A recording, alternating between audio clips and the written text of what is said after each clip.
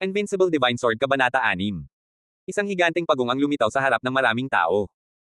Ang kabibi ng higanteng pagong ay itim at may kintab na may guhit sa ibabaw nito na nagpapalabas ng isang misteryosong kapaligiran, at ang itim na ahas ay nakapulupot sa higanteng pagong at ang liwanag ay sumisikat din. Gulat na bulalas ni Chen Yuan. Kung ikukumpara sa mahigit isang buwan na ang nakalipas, malaki ang pagbabago sa martial soul ni Yang Xiaotian. Mahigit isang buwan na ang nakalipas, walang guhitan ang kabibi ng higanteng pagong, at ang kabibi ay mapurol at ang itim na ahas ay napakaliit, ngunit ngayon, ang balat ng higanteng pagong ay itim at may kintab, at ang itim na ahas ay mas malaki. Ang mga itim na kaliskis sa itim na ahas ay kumikislap ng malamig na liwanag. Hindi inaasahan ni Yang Chao na magbabago ng husto ang martial soul ng kanyang anak, at siya ay natigilan. Si Cheng Beibei, na orihinal na galit, ay hindi maiwasang magtaka. Kahit na ang martial soul ni Yang Xiaotian ay talagang isang higanteng pagong, ito ay ibang-iba sa isang ordinaryong higanteng pagong na martial soul. Hindi bababa sa ikalawang antas ng higanteng pagong na martial soul ay hindi gaanong makapangyarihan. Tumingin siya sa kanyang amo na si Chen Yuan nang may pagtatanong. Ngunit hindi man lang siya tiningnan ni Chen Yuan, ngunit nilapitan niya si Yang Xiaotian, tinitigan ng maigi ang Xuanwu spirit ni Yang Xiaotian, sa takot na hindi siya makakita ng malinaw. Habang tumitingin si Chen Yuan, lalo siyang naghinala. Matukoy niya na ang higanteng espiritu ng pagong na nasa harapan niya ay tiyak na hindi isang pangalawang antas na espiritu. Kaya lang hindi niya masabi kung anong klaseng espiritu iyon, dahil wala pa siyang nakitang higanteng espiritu ng pagong na maaaring magbago. Si Chen Yuan ay nakatuon sa pagmamasid sa espiritu ni Yang Xiaotian, kaya tinawag siya ni Cheng Beibei ng ilang beses bago siya bumalik sa kanyang katinoan. Nang makitang nakatingin sa kanya sina Yang Chao at Cheng Beibei nang may pagtatanong, tumahimik si Chen Yuan at sinabing, hindi ko matiyak kung anong uri ng espiritu ang espiritu ni Xiaotian ngayon. Sina Yang Chao at Cheng Beibei ay hindi nakaimik. Naisip ito ni Chen Yuan at sinabi kay Yang Chao, gawin natin ito. Si Dinlin ay mas magaling mag-aral ng martial spirits kaysa sa akin. Bukas, gusto kong isama si Xiaotian at hayaang si Dinlin ay muling tukuyin ang martial spirit ni Xiaotian. Kung talagang pambihira ang martial spirit ni Xiaotian, irerekomendo ko siya sa Divine Sword Academy. Ang Dinlin na binanggit niya ay si Lin Yong, ang Dean ng Divine Sword Academy. Tuwang-tuwa si Yang Chao nang marinig niya ito, salamat, Lord Chen Yuan. Ang Divine Sword Academy ay ang pinakamahusay na akademya sa bansa ng banal na dagat. Bilang isang ama, sino ang ayaw na makapasok ang kanyang anak sa Divine Sword Academy? Ibinuka ni Yang Xiaotian ang kanyang bibig at tatanggi na sana, ngunit nang makita ang kalugod-lugod na hitsura ng kanyang ama, hindi niya ito masabi. Sa oras na ito, si Yang Zong, na nawala ng malay ni Yang Xiaotian kahapon, ay ganap na nagising. Galit niyang dinurog ang mga bagay sa bakuran at umungol, si Yang Xiaotian ay isa lamang ikalawang antas ng martial soul, paano ako matatalo sa kanya? Kumunat ang noo ni Yang Hai at sinabing, si Yang Chao siguro ang dumukot sa pera ng pamilya at binili siya ng maraming foundation building spirit liquid para lunukan at sanayin. Gayunpaman, si Yang Xiaotian ay isa lamang pangalawang antas ng martial soul. Kahit na mayroon siyang mas maraming foundation building spirit liquid, hindi siya makakalusot sa likas na katangian. At ikaw, ang pinakamataas na antas ng Qingluan martial soul ng level 10, sa pagsasanay ni Lord Chen Yuan at ng Divine Sword Academy, tiyak na malalampasan mo ang likas sa loob ng ilang taon. Kapag nasira mo ang likas, maaari mo siyang durugin hanggang mamatay sa isang daliri lamang. Galit na sinabi ni Yang Zong, tama si Itay. Kapag nalampasan ko ang likas, madudurog ko siya hanggang mamatay sa isang daliri lang. Sa loob ng 5 taon, hindi, 3 taon, tiyak na malalampasan ko ang likas. Ipapaalam ko kay Yang Xiaotian ang tunay na agwat sa pagitan niya at sa amin. Sa oras na ito, pumasok ang isang bantay mula sa Yang Jazuwang upang iulat na ipinatawag ni Chen Yuan sina Yang Chao at Yang Xiaotian. Nang malaman ni Yang Zong na tinawag ni Chen Yuan si Yang Xiaotian at tumanggi siyang tanggapin siya bilang isang disipulo, minisyon niya, syempre ang aking Panginoon ay hindi kailanman tatanggap ng pangalawang antas na martial soul bilang isang disipulo. Gayunpaman, muling tiningnan ni Master Chen Yuan ang martial soul ni Yang Xiaotian at sinabing ibabalik niya si Yang Xiaotian sa Divine Sword Academy upang muling suriin siya ni Dinlin. Sabi ng gwardya ng Yang Jazuwang. Muling suriin. Nagulat sina Yang Hai at Yang Zong. Oo, at sinabi ni Master Chen Yuan na kung ang martial soul ni Yang Xiaotian ay hindi pangkaraniwan, irerekomende niya siya sa Divine Sword Academy. Sabi ng gwardya ng Yang Jazuwang. Ano, irekomende mo siya sa Divine Sword Academy? Galit na galit si Yang Zong, guro, sinabi ba talaga niya iyon? Si Yang Hai, gayunpaman, ay mukhang kalmado, huwag kang mag-alala, ang martial spirit ni Yang Xiaotian ay isang higanteng pagong, ito ay isang katotohanang nasaksihan ng lahat, ito ay ganap na totoo, kahit na ito ay nakilala ng 100 beses, ito ay isang higanteng pagong na martial spirit pa rin. Pagkatapos ay sinabi niya ng may katiyakan, hinding-hindi papayagan ni Dinlin ang isang higanteng pagong na martial spirit na maging estudyante ng Divine Sword Academy. Nakinig si Yang Zong, kuminahon, at ngumiti, tama si tatay, mayroon siyang higanteng pagong na martial spirit, kahit na ang pinakamababang antas ng akademya ay hindi siya tatanggapin, paano siya matatanggap ng Divine Sword Academy? Makalipas ang kalahating oras, bumalik sina Yang Chao at Yang Xiaotian sa bagong bahay sa Xingyu City. Sinabi ni Yang Chao sa kanyang asawang si Huang Ying ang mabuting balita. Tuwang-tuwa si Huang Ying. Sinabi niya kay Yang Xiao Tian, kung talagang makapasok ka sa Divine Sword Academy sa hinaharap, kailangan mong magsikap na magsanay, maunawaan. Nag-alinlangan si Yang Xiao Tian at sinabing, sa katunayan, kahit na hindi ako pumasok sa Divine Sword Academy, hindi mahalaga. Hindi kailangang mag-alala si inay tungkol sa akin. Pagkatapos ay sinabi niya, dapat akong magkaroon ng isang mahusay na talento sa pagpino ng gamot. Ako ay magsisikap na maging isang parmasyutiko sa hinaharap. Napangiti si Huang Ying matapos itong marinig, ikaw bata, magsasabi ka lang ng ilang walang katuturang salita. Umiling din si Yang Chao at ngumiti. Walang pagkakamali, isang post, isang nilalaman, isang libro, isang bar. Paano malalaman ng batang ito kung gaano kahirap maging pharmacist? Kung napakadaling maging isang parmasyutiko, walang mga parmasyutiko si Yang Jazuwang. Sa oras na ito, ngumiti si Yang Linger at nagsabi, naniniwala ako na ang aking kapatid ay tiyak na magiging isang parmasyutiko sa hinaharap. Tapos pumikit siya ng pilyo. Ngumiti si Yang Xiaotian. Alam niya na ang batang babae ay talagang hindi naniniwala na siya ay maaaring maging isang refiner. Sinabi niya ito para lang aliwin ang kanyang kapatid. Dahan daw ang pinahihit ni Huang Ying ang ilong ni Yang Linger at nakangiting sinabi, siguro ang aking Linger ay maaaring maging isang parmasyutiko sa hinaharap. Marunong lang ako biruin ni nanay. Si Yang Linger ay kumunat ang kanyang ilong at inilabas ang kanyang dila.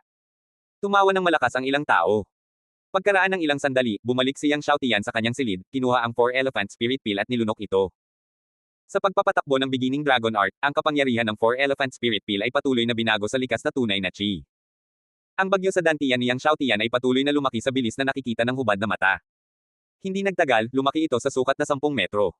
Pagkatapos, sa tabi ng pangalawang bagyo, ang pangatlong bagyo ay nag-condensed at nabuo.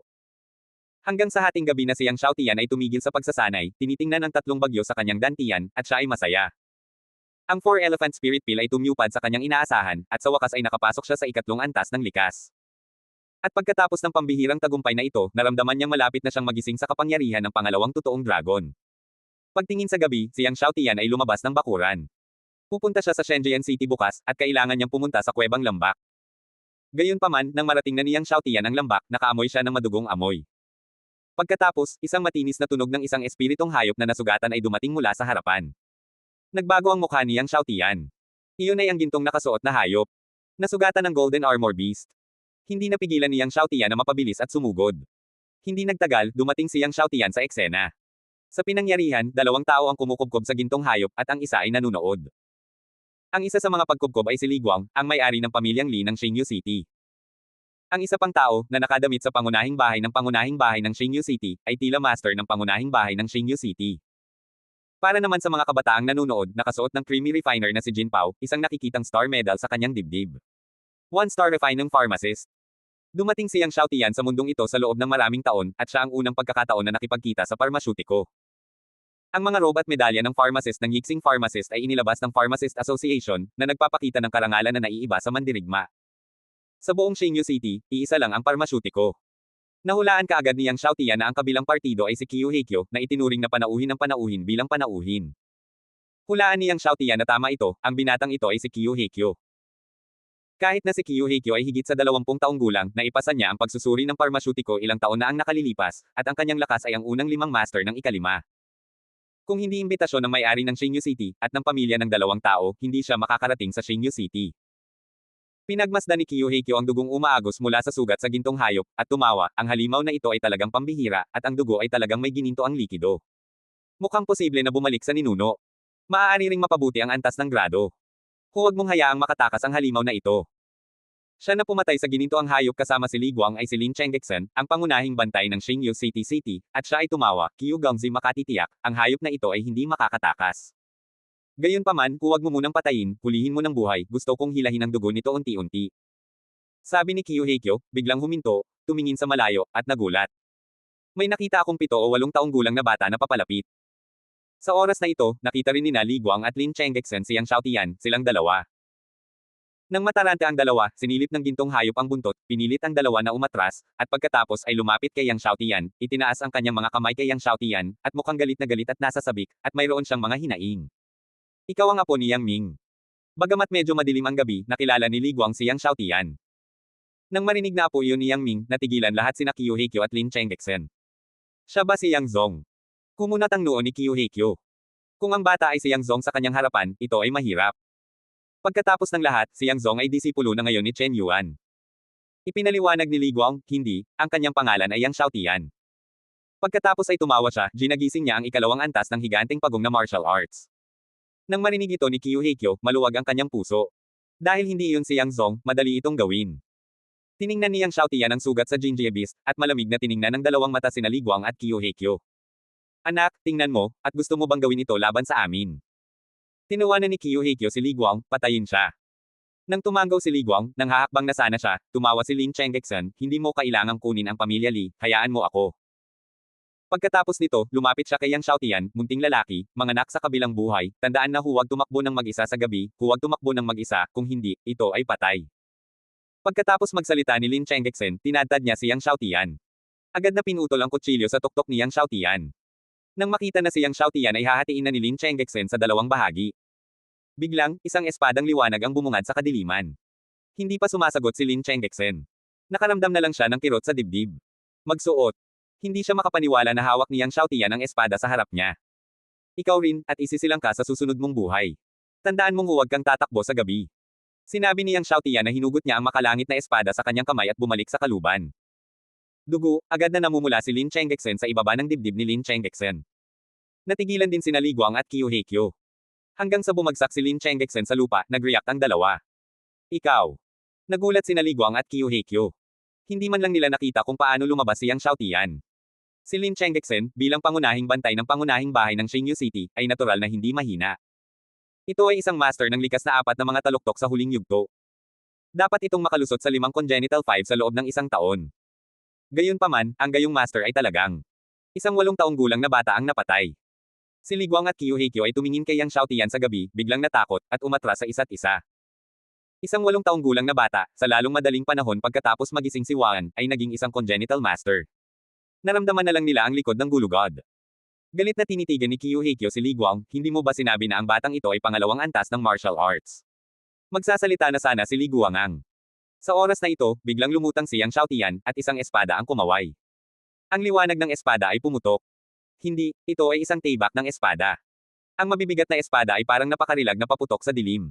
Isang espadang preno. Sa pagtingin sa kamanghamanghang mga espada sa pamumulaklak, nagbago ng husto ang mukha ni Li Guang at Qiu Heikyo. Ang kamanghamanghang sword curtain na ito ay nagparamdam sa kanila ng isang malakas na banta ng buhay at kamatayan. Galit na galit ang dalawa, at ang espada sa kanilang mga kamay ay umatake ng mabangis. Ito ang kanilang pinakamalakas na suntok. Para lang pigilan ang espadang tabing sa harap mo. Nakakuha sila ng sword light. Gayunpaman, ang mga sword light na ito ay nasa parehong paraan. Ang sword curtain ni Yang Xiaotian ay dumaan sa kanilang sword light sa isang iglap ng walang anumang nakaharang, at hindi sila nakapasok mula sa kanilang lalamunan. Huminto ang dalawa.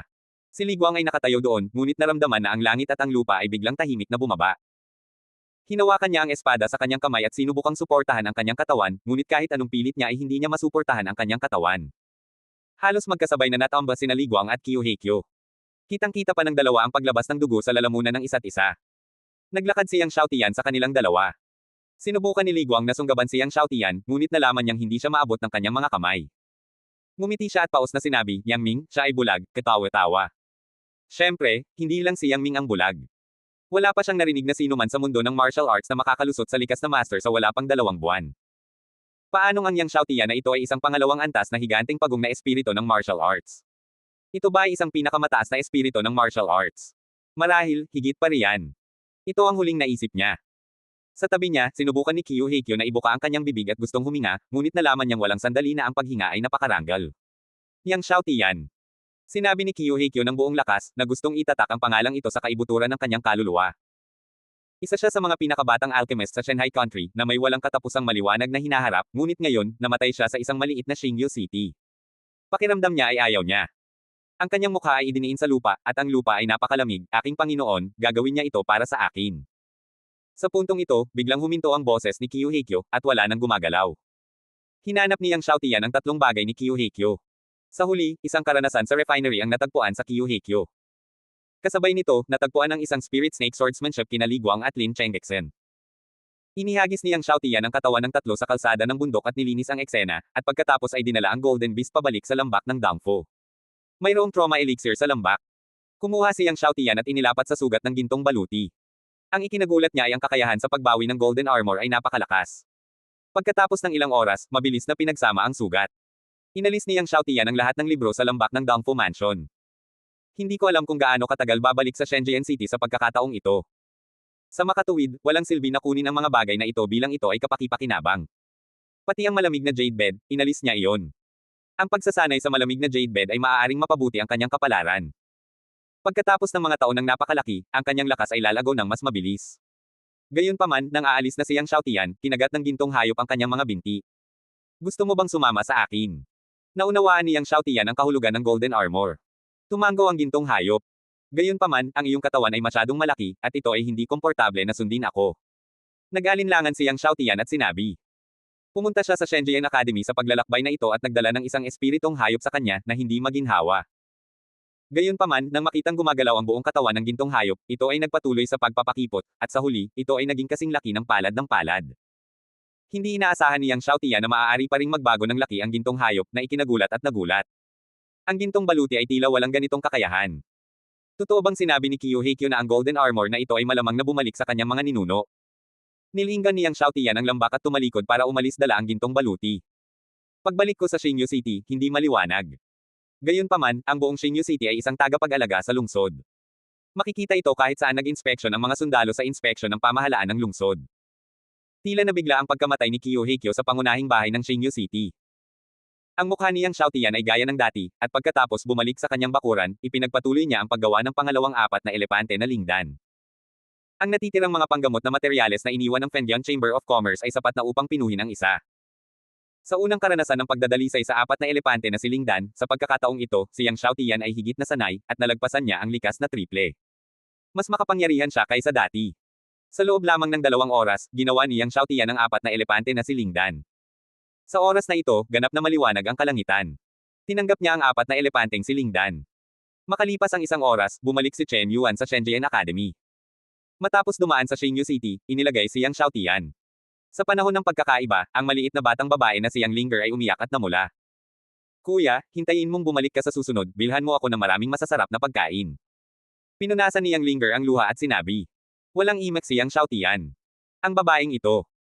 Napangiti siya ng mapait, okay, babalik si kuya sa susunod, kailangan niyang suriin ang parmasyutiko, at pagkatapos ay kumita ng maraming pera para ibili ka ng maraming masasarap na bundok. Ang Demon Sword City ay may isang pharmacist hall na maaaring suriin ang parmasyutiko. Narinig ni Yang Linger ang mga salita at ngumiti. Ang ika-4 na prinsesa na si Cheng Beibei ay nakinig kay Yang Xiaotian at sinabing dapat niyang suriin ang parmasyutiko, at ngumiti, gusto rin ng pangalawang martial arts na subukan ang parmasyutiko. Ang pangarap na ito ay talagang sapat na malaki. Natawa din si Yang Chong, Yang Xiaotian, kung maaari kang maging isang parmasyutiko, halos lahat ng tao sa mundong ito ay maaaring maging isang parmasyutiko. Nakita ni na Yang Chao at Huang Ying na ang kanyang anak ay nasa hubyaw muli, at siya ay napahiya. Inutusan ng dalawa si Yang Xiaotian na alagaan ang kanyang sarili. Sa ilalim ng atensyon ni Yang Chao, sa wakas ay nawala si Yang Xiaotian at ang kanyang partido sa dulo ng kalye. Ang hindi alam ni na Yang Chao at Huang Ying ay hindi nagtagal si Yang Xiaotian ay tumawag sa kanilang Shanghai Kingdom. Habang nasa daan, naisip ni Cheng Beibei na nagbanta si Yang Xiaotian na ipasok siya sa parmasyutiko ngayon, at nakaramdam pa rin siya ng hindi komportable sa kanyang puso, at sinabing, Yang Xiaotian, sa palagay mo ba ay maaaring maipasok ang parmasyutiko ng basta-basta? Pagkatapos ay tumawa, nararamdaman mo ba ang apoy ng langit at lupa? Natatakot ka na walang pagkakataon na makita ang apoy ng langit at lupa sa buhay na ito. Sa katunayan, maraming tao ang walang pagkakataon na makita ang alchemy ng parmasyutiko sa kanilang buhay, kaya walang pagkakataon na makita ang apoy ng langit at lupa. Matapos marinig ang pagtatanong ni Cheng Beibei sa kanyang sarili na maramdaman ang apoy ng langit at lupa, naisip ni Yang Xiaotian ang eksena kung saan ang apoy ng langit at lupa ay na-induce sa hanay na 100 metro sa unang pagkakataon, at sinabing, nararamdaman ko ang apoy ng langit at lupa sa loob ng 50 metro. Nagtawanan sina Cheng Beibei at Yang Chong at iba pa. Maging si Chen Yuan ay umiling at ngumiti. 50 meters. Bakit hindi mo sabihin na mararamdaman mo ang apoy ng mundo sa loob ng 100 meters? Tumawa ang bantay ni Cheng Beibei na si Liao Chengfei. Napangiti ang lahat. Sinabi ni Cheng Beibei, Yang Xiaotian, natatakot ka na hindi mo alam kung ano ang konsepto ng 50 metro. Ang 4 na pangunahing Remedicine Masters ng Shanghai Kingdom ay mararamdaman lamang ang apoy ng langit at lupa sa loob ng 50 metro. Pagkatapos ay tinanong si Chen Yuan, Guro, tama ako, tama ba? Tumangaw si Chen Yuan at ngumiti, oo, sa malakas na kaluluwa ng 4 na pangunahing dalubhasa sa pagpino sa kaharian ng Shanghai, mararamdaman lang natin ang apoy ng langit at lupa sa loob ng 50 metro. Pagkatapos ay tumingin kay Yang Xiaotian, sa murang edad mo, maaari mong maramdaman ang apoy ng langit at lupa sa loob ng 50 metro. Ang implikasyon ay walang alinlangan na sinabi na si Yang Xiaotian ay nagsisinungaling. Ang mukha ni Yang Xiaotian ay gaya ng dati, at hindi siya nakipagtalo at nagpaliwanag. Nang maglaon, nag-usap si Cheng Beibei at ang iba patungkol sa pagkamatay ni Qiu Heikyo. Hindi ko alam kung sino ang pumatay kay Qiu Heikyo. Sinabi ni Cheng Beibei, ngayon ang Shanghai Go-Go Pharmacist Association ay nagpadala ng isang tao sa Xingyicheng upang imbestigahan ang bagay. Umiling si Chen Yuan at sinabing, hindi ko alam kung walang ingat o ignorante ang taong ito. Iisa lang ang disipulo ng matandang Halimaw Feng, si Qiu Heikyo. Ngayong napatay na si Qiu Heikyo, hindi ba siya mababaliw? Natatakot ang matandang Halimaw Feng na ibagsak ang kaharian ng Shanghai. Hindi napigilan ni Yang Xiaotian na magtanong, Old Monster Feng. Sumulyap si Cheng Beibei kay Yang Xiaotian, ang matandang Halimaw Feng ay ang Panginoon ni Qiu Heikyo, at isa sa 4 na pinakamalakas na alchemist sa ating Shanghai Kingdom. Hindi mo malalaman ito kahit nasabihin ko sa iyo.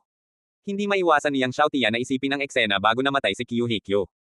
Hindi nakakagulat na pinag-uusapan niya ang kanyang amo. Gayunpaman, hindi niya ito isinasapuso. Kahit na ibagsak ng matandang Halimaw Feng ang kaharian ng Shanghai, hindi siya maghahinala sa kanya. Pagkatapos ng 2 araw ng mabilis na paglalakbay, sa wakas ay nakarating ang lahat sa Shenzhen City. Shenzhen City.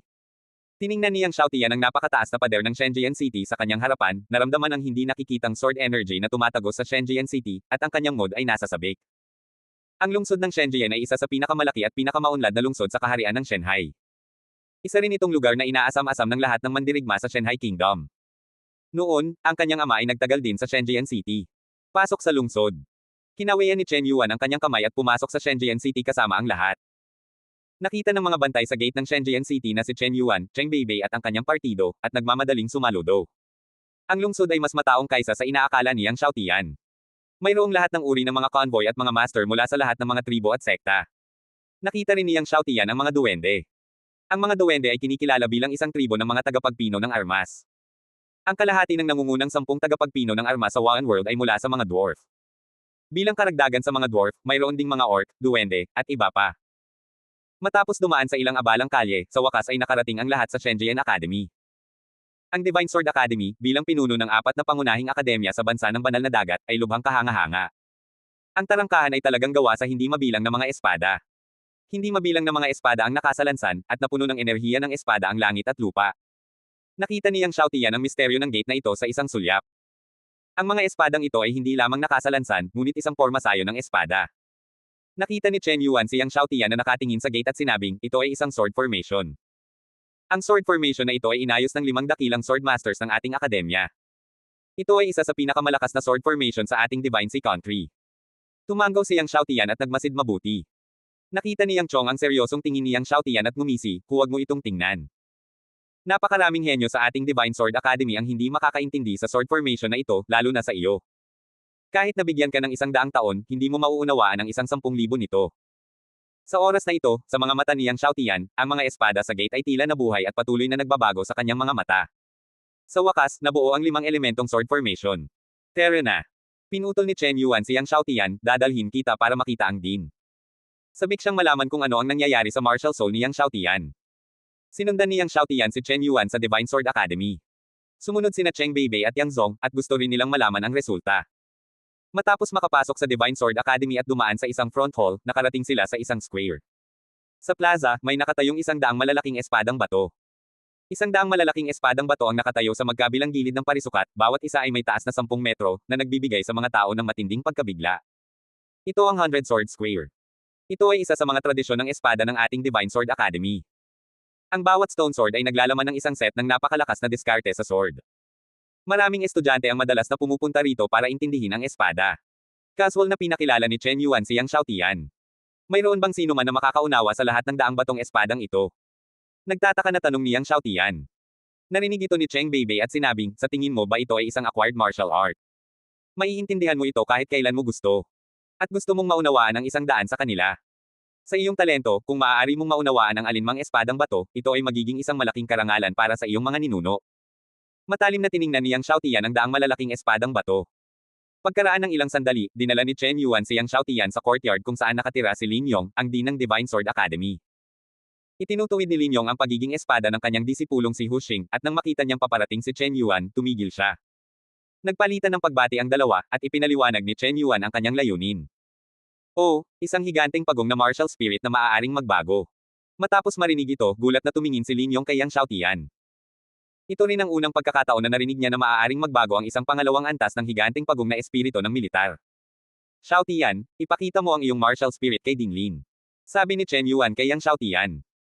Tumanggaw si Yang Xiao Tian at tinawag ang Xuanwu martial spirit gaya ng sinabi sa kanya. Agad na sumikat ang itim na liwanag. Nagdilim ang paligid.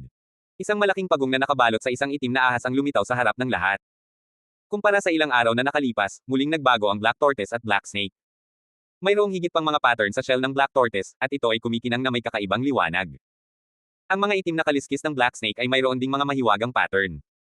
Nakita rin ni Chen Yuan ang mga pagbabago sa martial soul ni Yang Xiao Tian nitong mga nakaraang araw, at muling nagulat. Nakita ni Lin Yong ang martial soul ni Yang Xiao Tian, na may pagdududa sa kanyang mukha, at hindi niya maiwasang maglakad ng ilang hakbang palapit upang pagmasdan ng mabuti ang martial soul ni Yang Xiao Tian. Natahimik ang lahat. Pagkaraan ng ilang sandali, isang malaking mata ang lumitaw sa likod ni Lin Yong. Ang mata na ito ay ang martial soul ni Lin Yong, ang Desolate Sky Eye. Ang Desolate Sky Eye ay kumikinang sa mga sinag ng liwanag, na sumasakop sa Black Tortoise martial soul ni Yang Xiao Tian. Malinaw, ang Desolate Sky Eye ni Lin Yong ay nakakakita ng martial soul ni Yang Xiao Tian. Pagkaraan ng ilang sandali, binawi ni Lin Yong ang Desolate Sky Eye. Dinlin, kamusta? Mabilis na tanong ni Chen Yuan. Tumingin din sina Cheng Beibei, Lin Yong, at Hu Xing kay Lin Yong.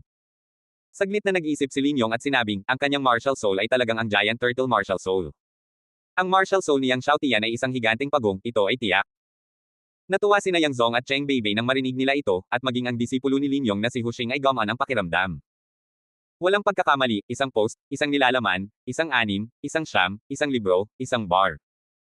Kahapon, sinabi ng isang estudyante mula sa akademya na ibabalik ni Chen Yuan ang isang lalaking nagngangalang Yang Xiao Tian upang hayaan ang kanyang master na makilala ang kanyang martial soul. Sinabi rin na si Yang Xiao Tian ay umabot sa ika-4 na antas sa loob lamang ng isang buwan, at ang kanyang martial soul ay maaaring mas mataas kaysa kay Yang Zong. Si Hu Xing ang pinaka-talented sa maraming estudyante sa Divine Sword Academy, at natural na ayaw niya ng estudyanteng may mas mataas na talento kaysa sa kanya. Labis na nadismaya si Chen Yuan matapos marinig ang sagot ni Lin Yong. Noong una, naisip niyang mabibigyan siya ng sorpresa ni Yang Xiao Tian. Sa oras na ito, muling sinabi ni Lin Yong, gayunpaman, ang kanyang Giant Turtle martial soul ay isang growth-type martial soul. Uri ng paglaki. Natigilan si Chen Yuan, at pagkatapos ay masayang, kung gayon ang ibig mong sabihin ay ang kanyang martial soul ay maaaring patuloy na lumaki at mag-upgrade. Umiling si Lin Yong at nagsabi, hindi naman, nakita ko sa isang sinaunang aklat na ang ganitong uri ng growth type na martial soul ay maaari lamang lumaki sa isang tiyak na lawak, at may mga likas na limitasyon. Halimbawa, ang kanyang higanteng pagong na martial soul ay isang pangalawang antas na martial soul, at maaari lamang itong lumaki sa antas 6 o 7 sa pinakamaraming. Maaari lamang lumaki sa antas 6 o 7 pinakamaraming. Agad na binuhusan si Chen Yuan ng isang palanggana ng malamig na tubig nang marinig niya ito. Sina Yang Zong, Cheng Beibei, at Hu Xing ay lubusang nakaka-relax. Tiningnan ni Lin Yong ang martial soul ni Yang Xiao Tian at umiling at sinabing, nakakaawa, ang growth type na martial souls ay napakabihirang, ngunit ang kanyang martial soul ay isang pangalawang antas na higanteng pagong na martial soul. Kung ang martial soul ni Yang Xiao Tian ay nasa level 10 noong ito ay nagising, ito ay may potensyal na lumaki sa isang super martial soul. Narinig ni Yang Xiao Tian na sinabi ni Lin Yong na ang kanyang martial arts ay isang growth type ng martial arts. Sa pamamagitan ng paggalaw sa kanyang puso, dahil ang kanyang martial arts ay lumalaki, nangangahulugan ba ito na ang kanyang supreme martial arts soul ay maaaring magpatuloy na lumago? You can break the fourth order so soon, nilulunok mo ba ang elixir? Tanong ni Lin Yong kay Yang Xiao Tian. Hindi nagtago si Yang Xiao Tian, at sinabing, nilunok ko nga. Ngayon na maaari na niyang masira ang ikatlong triple, ang pinakamahusay na built-in na solusyon sa psychic na pininom niya at ang 4 na elepante na espiritualidad. Narinig ni Chen Yuan na nilunok ni Yang Xiao Tian ang elixir at palihim na umiling. Bago siya, naisip niya na ang bata ay nilinang ang ika-4 na ayos sa pamamagitan ng paglilinang ng kanyang sarili sa kanyang sarili. Ngunit pag-isipan nito, ang kanyang alagad na si Yang Chong ay hindi maaaring masira ang ika-4 na utos sa lalong madaling panahon. Paanong ang batang ito ay makalusot sa ika-4 na antas sa kanyang sariling paglilinang ng napakabilis? Inisip ito ni Chen Yuan, at sinabi kay Lin Yong, Dinlin, dahil lumalaki si Xiao Tianwan, posible bang umakyat sa level 9? Kung hindi, hahayaan natin siyang manatili sa Shenjian Academy pansamantala upang mag-obserba. Manatili sa Shenjian Academy. Humagulaw si Lin Yong, kaya, hayaan ang bata na manatili sa kolehiyo ng 1 taon. Makalipas ang 1 taon, kung makakalagpas siya sa ika-7 utos, magpapatuloy siya sa pananatili sa kolehiyo. Kumunat ang noo ni Hu Xing, isang second-level martial arts student tulad ni Yang Xiao Tian, syempre ayaw niyang manatili ang kabilang partido sa Shenjian Academy. Ang Shenjian College ay ang pinuno ng ika-4 na universidad ng Shanghai Guo. Ang mga pamantayan sa pagpapatala ay din ang pinakamababang antas ng martial arts. Gayunpaman, ang kanyang Panginoon ay nagsasalita ng lahat, at siya ay hindi mahusay na magsalita ng anuman. Okay. Tumanggaw si Chen Yuan nang marinig niyang hinihiling ni Lin Yong si Yang Xiaotian na manatili ng isang taon. Alam din niya na binigyan siya ni Lin Yong ng sapat na mukha sa pamamagitan ng pagpayag kay Yang Xiaotian na manatili ng isang taon. Nanatiling normal ang mukha ni Yang Xiaotian nang marinig niya ito. Sa katunayan, wala siyang pakialam kung nanatili siya sa Divine Sword Academy o hindi. Gayunpaman, ang kanyang ama at ina ay parehong umaasa na siya ay makapasok sa Divine Sword Academy, kaya siya ay mananatili sa Divine Sword Academy sa loob ng isang taon at aalis pagkatapos ng isang taon. Makalipas ang isang taon, dapat ay makapasok na siya sa Martial King Realm. Pagkatapos, inayos si Yang Xiaotian sa ika-4 na klase ng unang baitang. Ang ika-4 na klase ay ang klase na may pinakamasamang talento sa Divine Sword Academy. Siyempre, kahit na ang pinakamasama, ang Martial Spirit ay hindi bababa sa level 9. Sa makatuwid, ang Secondary Martial Spirit ni Yang Xiaotian ay isang outlier. At si Yang Xiaotian ay nakatira sa parehong patio kasama ang mga estudyante ng ika-4 na klase. Napakalaki ng patio, at bawat estudyante ay may independenteng silid. Ang silid ni Yang Xiaotian ay inayos sa gilid ng likod na sulok ng courtyard. Ang lokasyong ito ay walang alinlangan na pinakamahinang lugar sa looban na may pinakamahinang espiritual na enerhiya, at ito rin ang pinakamadilim na lugar na halos walang ilaw. Ito ang kwarto mo. Si Chen Bingyao, ang pinuno ng ika-4 na klase, ay itinuro ang silid at walang pakialam na inihagis ang isang susi kay Yang Xiaotian. Tumingin si Yang Xiaotian sa silid, kumunat ang noo, at sinabing, hindi ba maraming bakanteng silid sa harap? Sinulyapan ni Chen Bingyao si Yang Xiaotian, maraming bakanteng silid sa harap, ngunit sa tingin mo ba ay karapat-dapat ka sa ganoong kagandang silid kasama ang iyong talento? Ang iyong talento ay ang pinakamasama sa buong akademya, o mas tumpak, ang pinakamasama sa kasaysayan ng ating Shenjian Academy. Mabuti na may isang silid na tirahan, ngunit gusto mo pa ring maging mapili. Nalungkot ang mukha ni Yang Xiaotian nang marinig niya ito.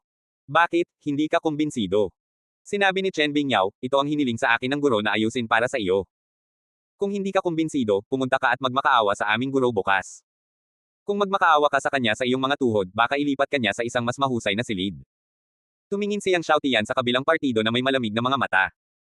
Ngumisi si Chen Bingyao, bakit, gusto mo ba akong talunin? Ipinagbabawal ng akademya ang mga pribadong away. Kung gusto mo akong talunin, maaari mong hamanin ang guro bukas. After that, umalis na siya. Hamon. Gabi na sa ganitong oras, kaya bukas. Malamig na tiningnan ni Yang Xiaotian ang paalis na figure ng kausap. Ilang sandali pa ay tumalikod na siya at binuksan ang kwarto. Ang silid ay 12 metro kwadrado lamang na may kahoy na kama at isang bangkito. Matapos isara ang silid, inilabas niya ang Golden Armor Beast sa kanyang bulsa, at pagkatapos ay kinuha ang malamig na jade bed mula sa medicine cauldron at inilagay ito sa kahoy na kama. Nakaupo sa malamig na jade bed, sinimulan niyang tingnan ang manual ng mga patakaran at regulasyon ng Divine Sword Academy. Hindi nagtagal, natapos itong basahin ni Yang Xiaotian at nagkaroon ng pangkalahatang pag-unawa sa Divine Sword Academy. Kasabay nito, naunawaan niya kung ano ang hamon. Pagkatapos, nilunok niya ang 4 Elephant Spirit Pill na na-refine niya 2 araw na ang nakakaraan at nagsimulang magsanay ng Dragon Technique. Biglang umungal ang espiritual na enerhiya ng langit at lupa. Ang ikatlong bagyo sa dantian ni Yang Xiaotian ay nagsimulang lumaki. Sa orihinal, ang kanyang ikatlong bagyo ay 1 metro lamang ang laki, at hindi nagtagal ay lumaki ito sa 2 metro at 3 metro. Biglang nagkaroon ng malutong na bitek sa kanyang katawan. Maaaring tanggayan ng dragon ang mundo. Pagkatapos ng maraming araw ng matinding pagsasanay, sa wakas ay nagising ang kapangyarihan ng pangalawang totoong dragon. Natuwa si Yang Xiaotian at patuloy na ginamit ang Dragon Art para pinuhin ang 4 Symbol Spirit Pill. Hindi siya tumigil hanggang madaling araw. Gayunpaman, pagkatapos na masira ang ikatlong antas ng likas, ang kapangyarihan ng 4 Symbol Spirit Pill ay lubhang nabawasan. Noong una ay naisip niya na hindi bababa sa maaari siyang makapasok sa tuktok ng ikatlong antas, ngunit ngayon ay nakalusot lamang siya sa huling bahagi ng ikatlong antas. Halos hindi umabot ng 7 metro ang ikatlong bagyo sa dantian. Gayunpaman, ang ikinagulat ni Yang Xiaotian ay ang kanyang pangalawang tunay na kapangyarihan ng dragon sa wakas ay nagising. Sa kapangyarihan ng dalawang totoong dragon, ang kanyang lakas at depensa ay lubos na napabuti. Sa pag-iisip ng hamon, nagtanong si Yang Xiaotian tungkol dito at pumunta sa tirahan ni Cao Lo, ang punong guro ng Class 4. Pagdating niya sa pintuan ng tirahan ni Cao Lo, narinig niya ang mga boses ni Cao Lo at Chen Bingyao. Bigyan mo siya ng kwarto, pero hinahamak pa rin niya. Malungkot na sabi ni Cao Lo. Sinabi ni Chen Bingyao, kung ako ang tatanungin mo, ang guro ay hindi dapat nagayos ng silid para sa kanya. Talagang hindi ko alam kung ano ang iniisip ng dekano na papasukin siya sa Divine Sword Academy. Sinabi ni Cao Lo, ang Vice Dean ang nag-isip na ang kanyang martial soul ay maaaring umakyat sa level 9 sa hinaharap, kaya tinanong niya si Din Yang. Si Din Yang ay hindi makatanggi sa mukha ng Vice Dean at hayaan siyang manatili sa akademya ng 1 taon. Gayunpaman, pagkatapos ng 1 taon, tiyak na hindi na siya makakalusot sa ika-7 antas, at kailangan niyang mag-impake at umalis. Walang pagkakamali, 1 pangungusap, 1 nilalaman, 1 nilalaman, 1 anim, 1 libro, 1 bar. Pero hindi ko ine-expect na papasukin siya ng Dean sa 4th class namin. Malas talaga. Ang isang pangalawang antas na higanteng pagong na martial soul ay pinalamanan sa ika-4 na klase, na labis na ikinainis ni Kaulo. Susuriin ng akademya ang lahat ng antas at klase bawat semestre bawat taon. Kung papasok si Yang Xiaotian sa kanyang klase, hindi ba ito hihilahin pababa sa kanyang klase? Ngayon ang akademya ay kumalat na ang pangalawang antas ng martial soul ay dumating sa ika-4 na klase ng unang baitang. Sa oras na ito, itinulak ni Yang Xiaotian ang pinto. Biglang natapos ang pag-uusap ni Chen Bingyao at Kaulo. Guro, siya si Yang Xiaotian. Nakita ni Chen Bingyao na si Yang Xiaotian iyon, at pagkatapos magulat, sinabi niya kay Kaulo. Ikaw si Yang Xiaotian. Narinig ni Kaulo na si Yang Xiaotian iyon, at ang kanyang mukha ay hindi masaya, bakit ka pumunta sa akin? Pagkatapos ay sinabi niya sa inis, huwag kang lumapit sa akin kung wala kang gagawin sa hinaharap. Tinitigan ni Yang Xiaotian si Kaulo, nabasa ko na ang system manual ng kolehiyo. Bawat freshman ay makakakuha ng premium na foundation building spirit liquid mula sa guro, tama. Ngumiti si Kaulo at sinabing, oo, ngunit sa palagay mo, ikaw ba, isang pangalawang antas ng martial soul, ay kwalipikadong tangkilikin ang premium na foundation building spirit liquid. Pagkatapos ay sinabi niya, gusto mo ang premium na foundation building spirit liquid, di ba? Oo, hangga't matatalo mo ang Bingyao, ito ay nagpapatunay na ikaw ay qualified na tamasahin ang foundation building spirit liquid. Gayon din, talunin mo si Bingyao, ang walang laman na silid, hayaan kang pumili. Chen Bingyao sa gilid. Noong Kaulo, naisip ni Chen Bingyao na atras si Yang Xiaotian kapag nalaman niya ang mga paghihirap, ngunit sa hindi inaasahang pagkakataon ay sinabi ni Yang Xiaotian, okay, naglalaro tayo ngayon ng watay. Pagkatapos nun, tumalikod na siya at umalis. Natigilan si Chen Bingyao, at pagkatapos ay natuwa. Tumawa si Kaulo, hintayin mo ang pulong, hayaan mo siyang magturo ng iyong mahiwagang bakal na espada. Teacher rest assured, gagawin ko. Alam ni Chen Bingyao at natawa. Sumunod ang dalawa, at kasabay nito, ipinaalam ni Kaulo na agad na dumating ang lahat ng mga estudyante sa ika-4 na klase upang magsagawa ng martial arts kaagad. Sa sandaling dumating ang mga bagong estudyante, ang mga freshmen nakakadating lang para hamanin ang kanilang team leader na si Chen Bingyao ay nasa sabik at dumating upang magsagawa ng martial arts. Hindi nagtagal, nalaman din ni Huxing, Cheng Beibei, Yang Chong at iba pa ang balita. Hindi ko alam ang taas ng langit, at ang mga matatandang estudyante ng Sword Academy ay hinahamon. Umiling si Huxing. Go! Let's go and see. Tumawa si Cheng Beibei. Matagal na niyang nakita si Yang Xiaotian na hindi nakalulugod sa mata, at gusto niyang makita kung ano ang hitsura ni Yang Xiaotian na parang ulo ng baboy.